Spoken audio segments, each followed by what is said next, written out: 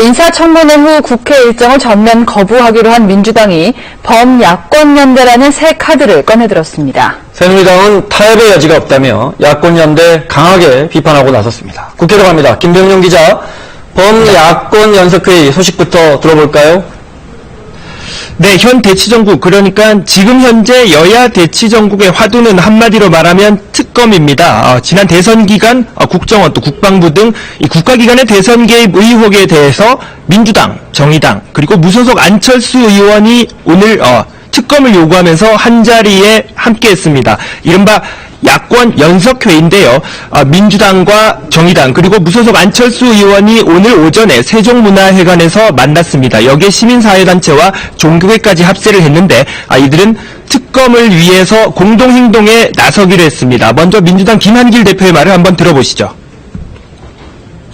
이제 정치권과 시민사회가 힘을 모아서 민주운동 제도 회복을 위해서 거국적인 동맹운동을 펼치고 다른 한편에서는 정치권이 국회 차원에서 진상규명과 재발 방지 대책 마련을 경험해서 우리의 주장이 실현으로 이어질 수 있게 하는 발판이 마련됐습니다. 정의당 천호선 대표는 국정원 개혁 단일 법안 제출에 속도를 더 내야 할 것이라 이렇게 촉구를 했고요. 무소속 안철수 의원도 뉘앙스는 약간 다르지만 이 야권 연석회의가 그동안 수개월간의 대립과 소모를 마감하고 미래와 민생, 문을 여는 열쇠가 되기를 간절히 바란다 이런 입장을 밝혔습니다. 네, 그렇다면 앞으로는 구체적으로 어떤 행동에 나설까요? 오늘 야권 연석회의가 세 가지 결의를 했습니다. 그동안 나왔던 박근혜 대통령의 사과를 직접 촉구를 했고요. 그 다음에 김기춘 비서실장, 또 황교안 법무부 장관, 그리고 남재준 국정원장의 즉각 해임을 촉구했습니다. 이와 함께 야권 연대는 전국을 돌면서 서명운동, 또 시국회의에 참석하기로 했습니다.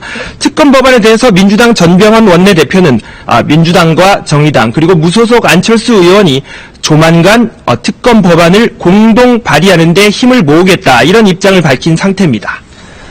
자, 새누리당 입장 어떻습니까? 특검 받을 수 없다. 입장 변함이 없죠? 변함이 없는 데다가 오늘은 수위가 더 높아졌습니다. 새누리당은 민주당과 정의당, 무소속 안철수 의원이 이른바 신야권 연대였는데 오늘까지 상황을 보니까 이거는 신야합 연대다 이렇게 선을 그었습니다. 여기에다가 타협의 여지는 절대 없을 것이다 이런 입장을 밝히고 있는데요. 윤상현 새누리당 원내 수석 부대표의 말을 한번 들어보시죠. 벌써부터 신야권 연대가 아니라 과거의 낡은 이 선거 연대의 리바이벌이라는 주석이 붙고 있습니다. 자력으로 생각하지 못하고 격불재기에 의존하는 야당 정치의 한계입니다.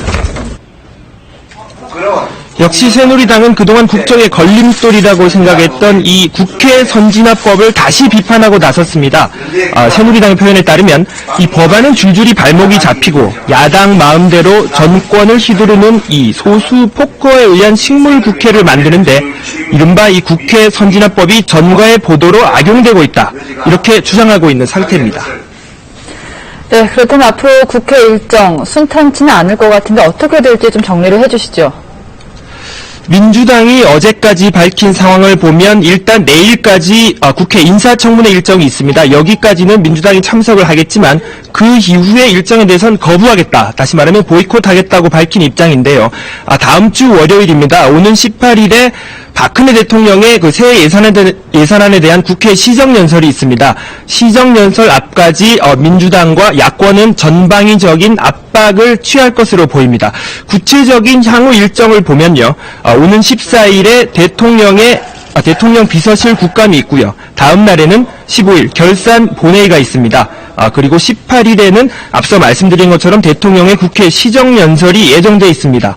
무엇보다도 이 내일 새벽에 푸틴 러시아 대통령이 방한할 예정인데요. 한러의원 친선협회 회장인 민주당 김한길 대표도 한러 정상회담 오찬에 초청이 됐는데 불참하겠다. 이런 입장을 밝힌 상태입니다.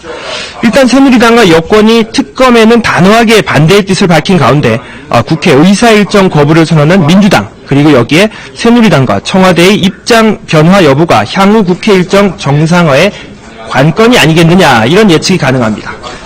자, 이번에는 인사청문회 물어보겠습니다. 감사원장 인사청문회 이틀째입니다. 관심을 모았던 양건 전 감사원장은 증인으로 나오지 않았군요. 역시 관심사였습니다. 이 황찬현 감사원장의 인사청문회는 이른바 청와대 외압설, 그러니까 양건 전 감사원장이 사퇴할 때 청와대 외압이 있었느냐, 여기 관련해서 양건 전 감사원장이 증인으로 돼 있었는데 오늘은 출석하지 않았습니다. 이른바 청와대 외압설에 대해서 감사원 측이 입장을 밝혔는데, 김용호 사무총장은 장훈 중앙대 교수의 감사위원 임명을 놓고 양 전 원장이 청와대와 갈등을 빚은 것은 사실이 아니다, 이렇게 선을 그었습니다. 하지만 청와대에서 이 장 교수에 대한 임명 검토 요청은 있었다고 답을 했습니다. 네, 또 복지부 장관 인사청문회는 역시 박근혜 대통령의 기초연금 공약이 쟁점이 되고 있죠. 예, 역시 쟁점이 됐습니다. 이 여야 의원들은 현 정부의 공약인 기초연금 수정 논란, 그리고 여기에다가 복지부 장관의 자질, 도덕성 등에 대해서 집중 질의를 했는데요. 야당 의원들은 역시 기초연금 수정 논란에 대해서 집중 질의를 했습니다. 이현주 의원은 이 문 후보자가 2008년에는 기초노령연금을 하위 30%에만 지급하자고 주장했는데 결국 소신을 바꾼 게 아니냐, 이렇게 따졌습니다. 문영표 후보자, 여기에 대해서는 제도가 변화한 만큼 그에 따라 정책도 조정을 해야 된다. 재정적 여건이 허락하면 박근혜 대통령의 기초연금 공약을 실천하도록 노력하겠다, 이런 입장을 밝혔고요. 새누리당 정몽준 의원은 국민연금과 기초연금 연계 방안이 오히려 이 저소득층의 국민연금 가입을 막는 역효과가 있는 것이 아니냐 우려를 했는데, 문 후보자, 정부의 안을 여러 각도에서 살펴봤지만 그런 문제가 일어날 소지 없다, 지나친 생각이다, 이렇게 선을 그었습니다. 이 밖에도 문영표 후보자, 법인카드를 사적으로 유용한 의혹도 있다, 이런 주장도 제기됐습니다. 지금까지 국회에서 전해드렸습니다.